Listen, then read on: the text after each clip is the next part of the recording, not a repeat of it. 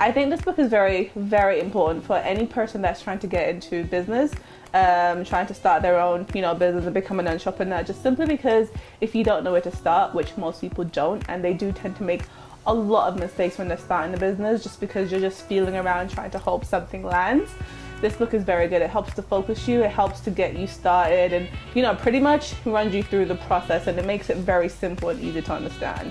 That encouragement in knowing that I can do both. I can juggle my life, but then I can still start my business. I don't have to, because one of the things I worried about was, well, I'm working full time, so that's stress, that's tiring enough. You come home, you're like, it's Friday, thank goodness I can sleep till 11, right? And it's like, well, how am I gonna be able to do a business? And that's a big shift, and do I even know what I'm doing, and all of that kind of stuff. What am I going to do? I think that's one of the things I struggled with first. But listen to reading the book, listening to my mom talk about her passion and her going into something completely different to what she's a nurse, so doing something that's very different to what she does on a day-to-day basis.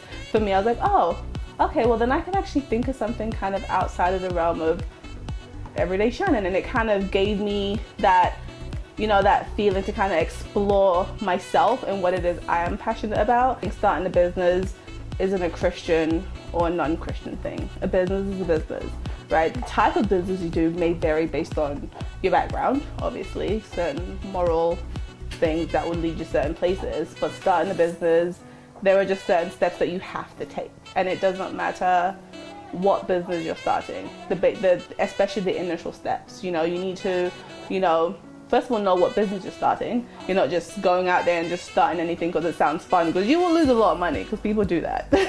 And speaking from a young person's perspective, a lot of the times, those statements are waiting on God, or we know some of the general scriptures in the Bible. I think the way that my mom was able to pull out the correct scriptures for the particular to get across the particular point that she is putting across in the book.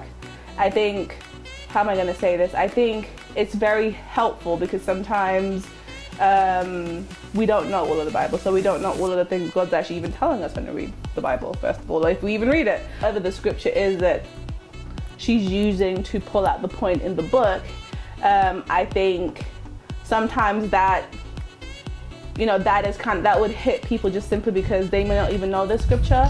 And I think it kind of brings the point home sometimes. And sometimes, you ever hear those stories where people are like, oh, I just opened the Bible and it opened to the scripture, and it's what you've been praying about, and it's what you've been thinking about, and things like that. I think being able to interlace the scriptures into the book could kind of sometimes have that effect. I mean, spectacular, easy to read, straight to the point, just like my mom. Very helpful, insightful, and directive, and encouraging. I definitely think I should have started with encouraging, definitely encouraging.